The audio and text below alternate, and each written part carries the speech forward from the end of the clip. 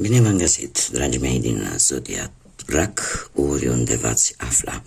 Bine ați venit tuturor pe canalul meu Tarot Flor de Loto. Numele meu este Nina, pentru cei care nu mă cunosc, și ca de obicei mă bucur să vă alături la fiecare lectură.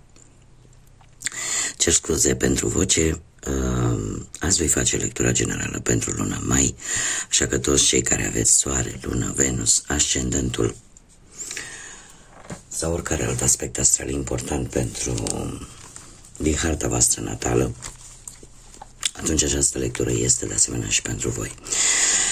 Desigur, dragilor, trebuie să vă readuc aminte ca de fiecare dată că voi sunteți cei care vă construiți viitorul, așa că vă rog din suflet să luați decât acele mesaje care rezonează cu voi, iar restul lăsați-le să zboare în univers, pentru că sigur sunt pentru alte energii care într-o mai mică sau mai mare măsură au o legătură cu Zodia Rac.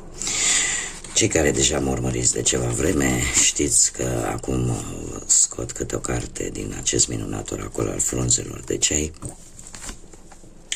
câte o carte pentru fiecare săptămână a lunii mai, să vedem așa pe ansamblu cam despre ce este vorba.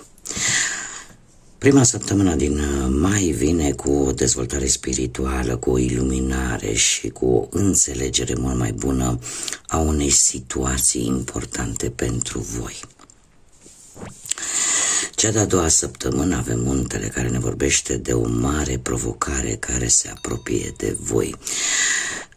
Poate să fie vorba despre o ambiție, poate să fie vorba despre un plan, poate să fie vorba de ceva ce pe voi vă va stârni și vă va face să fiți poate mai ambițioși, să obțineți ceva anume, să realizați ceva anume. Deci, o mare provocare. A treia săptămână vine cu butoiul, se pare că simți sau îți dai seama că ceva în viața voastră nu merge așa cum trebuie, poate pe plan sentimental, pe plan financiar sau poate în ceva ce voi v-ați propus să realizați. Ceva acolo vă veți da seama că nu merge cum trebuie, ceva lipsește.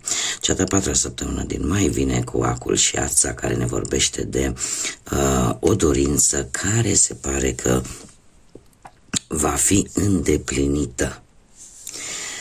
O dorință sinceră care va fi îndeplinită.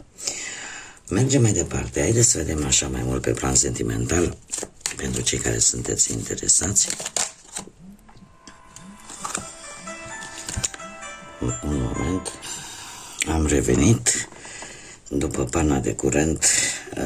Se pare că încep să vină tot felul de mesaje, de avertismente. Bun. Ne-a căzut o carte care vorbește de o întâlnire la o cafea. Se pare că unii dintre voi sunt pe punctul de a construi poate o prietenie frumoasă, poate o relație frumoasă. Cert este că vă va face plăcere o întâlnire în care nu veți face altceva decât să discutați și să savurați momentul. Bun. Haideți să vedem. A fost un mesaj aleatoriu care probabil vrea să ajungă la cineva.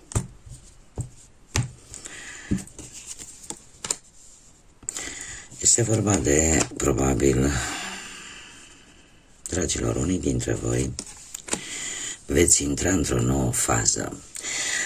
O nouă fază a vieții voastre. Veți renaște precum pasărea Phoenix și e posibil în mare parte să fie vorba despre suflete pereche, despre întâlnirea cu partenerul sau partenera pe care voi o căutați. Poate unii dintre voi chiar ați găsit-o. Dacă nu vorbim de partea asta, dar care vă va ajuta să renașteți pur și simplu, să vă reînnoiți, să vă schimbați modul în care vedeți relațiile și în felul ăsta să primiți binecuvântările de care aveți nevoie. Dacă nu vorbim de acest aspect, putem vorbi și de un alt aspect, de o tranzacție, de o asociere cu cineva care este parcă mănuș așa pe gândurile voastre, merge cu aceleași principii, pe care mergeți și voi, iar asta vă va ajuta pe plan profesional să intrați într-o nouă fază, să o regândiți mult mai bine, va ajuta să efectiv să renașteți din propria voastră cenușă și să vă aducă abundență.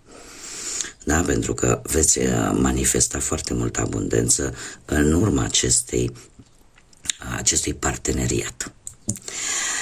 Bun, haideți să vedem ce ne spune și tarotul. Deci semnele sunt bune, mai ales pe parte sentimentală, profesională. Haideți să vedem ce vine pentru dragii mei din Rac în luna mai.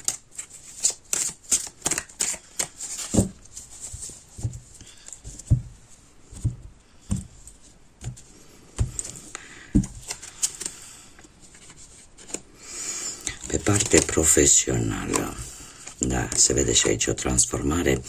Pe parte profesională, dragii mei, avem un paș de spade. Se pare că în acest moment sunteți plini de nerăbdare. Probabil că ori ați învățat ceva nou prin intermediul comunicării, ori eu aș spune că ceva vă va transforma. Poate că unii dintre voi ați făcut greșeala și ați spus anumite lucruri care trebuia să le țineți pentru voi, le-ați spus unei persoane în care voi ați avut încredere, iar lucrul ăsta se pare că deja începe să-l regretați, pentru că vă dați seama că nu trebuia să o faceți. E posibil ca lucrul acesta să fi creat anumite conflicte ușoare, este adevărat, la locul de muncă, sau ce ar mai fi de spus, faptul că sunteți nerăbdători pentru un nou job. Și e posibil ca acest nou job să ceară foarte multe acte, să ceară foarte multe atestate, să ceară foarte multe documente și cumva parcă o luați un pic personal, dar se pare că aceasta este politica firmei, politica acelei societăți. Luna mai vine cu transformări pe plan profesional, așa cum bine am văzut. Acolo avem pasărea Phoenix, aici avem arcanul major Moartea. Nu știu dacă zodiile de aer, Gemeni, Balanță, Vărsător sau zodia Scorpion, o altă zodie de apă, la fel ca și voi, au ceva de văzut cu planul ăsta profesional. Cert este că vine o transformare, dragii mei. Vine o transformare care eu aș spune că e o schimbare favorabilă, chiar dacă nu tocmai plăcută, ca să zic așa, dar e o schimbare favorabilă în care voi vă dați seama de anumite lucruri și schimbați, vă transformați modul în care gândiți, modul în care acționați în ceea ce privește cariera voastră profesională. Iar lucrul ăsta nu face, chiar dacă e pe partea asta un pic mai dură, dar pe voi vă va ajuta pe termen lung. O schimbare favorabilă se îndreaptă către voi pe parte profesională. De asemenea, cu acest 6 de monede trebuie să vă spun că îmbunătățirea pe planul carierei apare o creștere cu ajutorul altor persoane. E posibil să obțineți respectivul job care va fi mai bine plătit, indiferent că nu vorbim de un job mult mai bine plătit, cert este că veți găsi de muncă. De asemenea, acest 6 de monede îmi vorbește tare mult, este o carte karmică și îmi vorbește tare mult de a construi ceva nou. De a construi ceva nou, dar lăsând ce a fost vechi în urmă, pentru că deja nu vă mai folosește, ceva la nivelul carierei profesionale rămâne în urmă, apare o foarte bună comunicare, apare o cooperare foarte bună și eu aș spune că atât pe plan spiritual cât și financiar lucrurile cumva se vor echilibra în funcție de activitatea pe care voi o prestați. Haideți să vedem pe partea financiară ce vine pentru voi, dragilor. Pe partea financiară avem magicianul. Se pare că sunteți într-o perioadă în care vă folosiți absolut toate resursele pe care voi le aveți.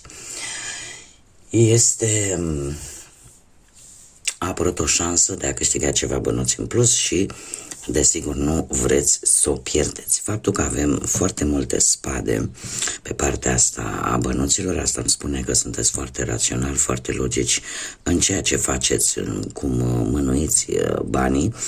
Acest doi de spade vorbește de opțiuni dificil de ales. E posibil să fiți mai prudenți, în general veți încerca să nu cheltuiți emoțional și să aveți un control al banilor mult mai bun.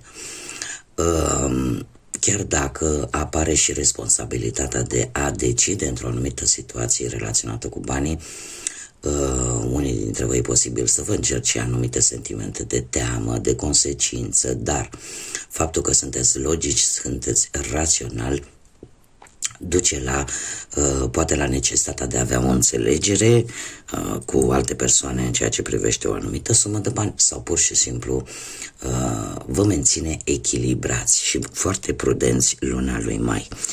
4 de spade îmi vorbește de un mic blocaj care va apărea către sfârșitul lui mai, un mic blocaj financiar care nu va dura, dar e bine să aveți niște bani extra pentru a rezolva anumite situații pe care le puteți întâmpina atunci. Da? Dacă nu, e posibil să vă intre niște bani extra ca și soluție la acest mic blocaj pe care voi îl veți avea. Haideți să vedem pe plan sentimental. Prima oară, cei care sunteți deja într-o relație. Dragilor, avem aici, ca și soții zodia Gemeni, o decizie importantă pe care unii dintre voi trebuie să o ia, sau poate chiar ați luat-o, între două persoane, între două situații. Cert este că sunteți tentați să o luați să luați această decizie, influențați de ce vă spune inima și sunteți dispus să faceți un compromis important. De asemenea, sunteți dispuși să faceți o schimbare importantă. Eu aș spune că ceva aici vă îndeamnă să vă ascultați mai mult sentimentele, emoțiile și dacă pe plan financiar am văzut că judecați foarte rațional, foarte logic, se pare că pe plan sentimental lucrurile nu stau chiar așa. Avem un nou de bâte care totuși îmi sugerează că luna lui mai pentru voi va fi o luptă în care simțiți nevoia de a vă apăra relația, poate împotriva altor persoane care au avut ceva de spus și care poate au creat această situație în care tu va trebui să decizi să faci o alegere importantă.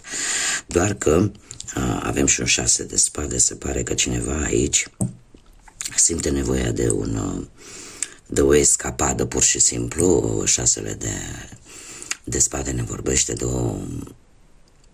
o călătorie, poate.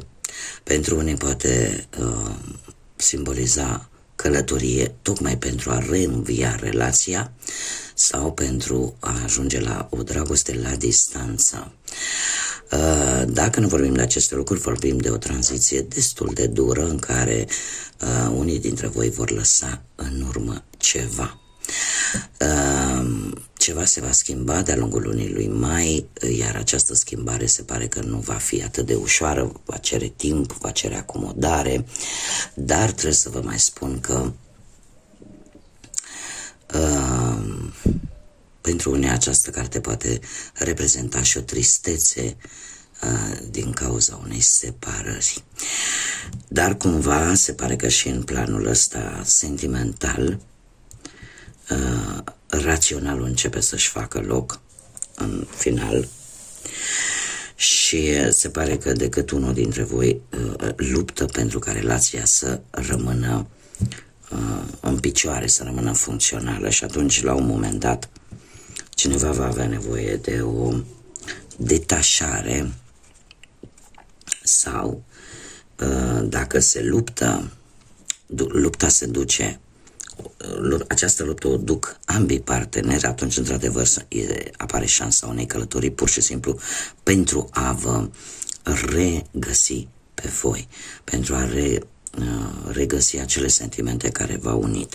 Dar dacă lupta se duce decât de către voi și de partea cealaltă nu apare niciun efort, atunci, din păcate, se pare că avem și un deznodământ nu tocmai fericit pentru unii dintre voi. Haideți să vedem pentru cei singurei pe plan sentimental. Pe plan sentimental, dragilor, voi probabil sunteți într-o tatonare la începutul unei noi relații. Acest as de cupe spune acest lucru, faptul că sunteți prinși într-o nouă relație foarte intensă și în care totul este atât de promițător. Luna Mai vine cu două cărți foarte interesante.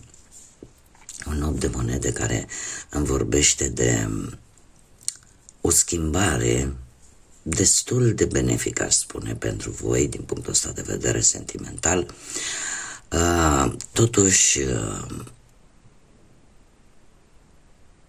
nu știu, unii dintre voi cel puțin caută perfecțiunea, caută poate ceea ce voi căutați este poate prea mult față de ce puteți primi. Și aici trebuie să existe un pic de pondere, pentru că de multe ori ducerea asta la extrem în ceea ce privește perfecțiunea unei relații sau perfecțiunea vis-a-vis de o persoană poate îngreuna și mai mult lucrurile. Nimeni nu este perfect, e adevărat, în general căutăm perfecțiunea, dar ne dăm seama până la urmă că perfecțiunea nu există și că suntem supuși greșelii. De ce spun acest lucru? Pentru că de asemenea avem un 5 de bâte. Toate aceste cerințe pe care poate unii dintre voi le au vis-a-vis de această nouă relație pot duce undeva către finalul lui mai și la mici conflicte, mici tensiuni. Faptul că avem acest 5 de bâte mie îmi spune că e posibil să existe și alte persoane care au un interes aparte față de persoana voastră de interes. Și asta să creeze o anumită competiție posibil sau anumite conflicte care pot veni din simplu fapt că nu știu, poate auziți vreo bârfă sau poate sunt persoane care se cam bagă de obicei în relațiile voastre și asta poate crea o stare de conflict. Ori poate voi, în idealizarea acestei persoane, sunteți dispuși chiar să aveți mici conflicte, chiar și cu persoane din cercul vostru intim, cu familiari, care poate nu sunt tocmai de acord.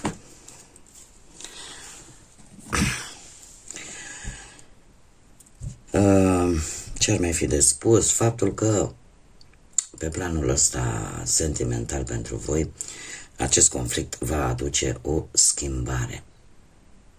Va aduce o schimbare și poate că cel mai bine ar fi să totuși vă păstrați calmul și de asemenea cinciul de bâte ne poate vorbi de un conflict interior care poate să aibă loc chiar în interiorul vostru și în faptul că vă tot puneți întrebare, dar dacă această persoană nu e bună pentru mine, pentru că uite, eu caut cu tare și totuși are și defecte și totuși are și așa, și tocmai de aceea această carte este importantă, de a nu duce la extrem așteptările voastre vis-a-vis de această nouă cunoștință. Haideți să vedem ce inițiale de nume, prenume, pseudonim sau porecle de persoane cu care voi puteți avea o interacțiune sau care vor avea o importanță pentru voi de-a lungul lunii mai. Și avem litera X, litera E, litera G, litera I, litera N, încă o dată litera X, litera K și încă o dată litera K. Știu că de obicei, mai ales pentru românașii mei, literele X, K nu sunt tocmai uzuale ca și nume, dar, cum am mai spus, poate să fie porecle, poate să fie pseudonim care să înceapă cu aceste litere. Ca și zodii, în afară de cele pe care tocmai vi le-am enumerat în lectura de tarot, avem, aș zice că predomină zodiile de aer, Gemeni, Balanță, Vărsător, chiar predomină, și zodiile de apă, la fel ca și voi, Rac, Pești, Scorpion. Haideți să vedem care este surpriza lunii mai pentru voi, dragii mei, din Rac. Care este surpriza voastră? Ce zi poate este importantă, dragilor? Surpriza voastră este legată de luna lui ianuarie. Știu că pare un pic ciudat. Probabil că în ianuarie ceva s-a întâmplat. Nu știu dacă pe 15 ianuarie, nu știu dacă posibil chiar pe 15 mai să apară ceva legat de luna ianuarie, dar se pare că surpriza lunii mai pentru voi are legătură cu această lună și cu această dată. Și haideți să vedem ce mesaj au îngerii și cristalele pentru voi. Un mesaj, te rog, pentru dragii mei din Rac, pentru luna mai. Și avem, că nu vine cum îi spune în românește, ambarul. Numai un moment. Am rezolvat-o, nu puteam să vă las așa. Avem Chihlimbarul. Chihlimbarul, care spune în felul următor: lasă-te în mâinile lui Dumnezeu, respiră profund și expiră și uită de probleme și lasă-le în mâinile lui Dumnezeu, pentru că El va găsi cel mai bun răspuns și cea mai bună formă de vindecare. Este probabil culorile care vă vor avantaja cel mai mult în luna mai, sunt culorile maron deschis, un bej, ușor auriu și în general culorile care au această nuanță, da, care pleacă de la galben pal, așa, în general destul de pastelat. Așa că, dragilor, poate ar fi bine să încercați, mai ales pentru cei care sunteți destul de stresați pe o anumită problemă, să încercați să cereți și sprijin divinității, și dacă ați cerut, atunci se pare că divinitatea va reuși să găsească cele mai bune răspunsuri și cele mai bune forme de a vă ajuta să vă vindecați ceea ce este de vindecat și ceea ce voi vă doriți să rezolvați. Bun, dragii mei, cam atât am avut pentru voi în acest moment când eu filmez. Deocamdată nu am internet, sper din tot sufletul să revină. Am avut o pană destul de lungă de curent, ceva ce nu s-a mai întâmplat până acum. Sper să reușesc să le public și să le aveți în timp util pentru voi. Până data viitoare, când ne vom reîntâlni, eu vă doresc tot binele de lumea, să aveți parte de un mai cât mai liniștit, cât mai plin de vești bune și de multă energie pozitivă.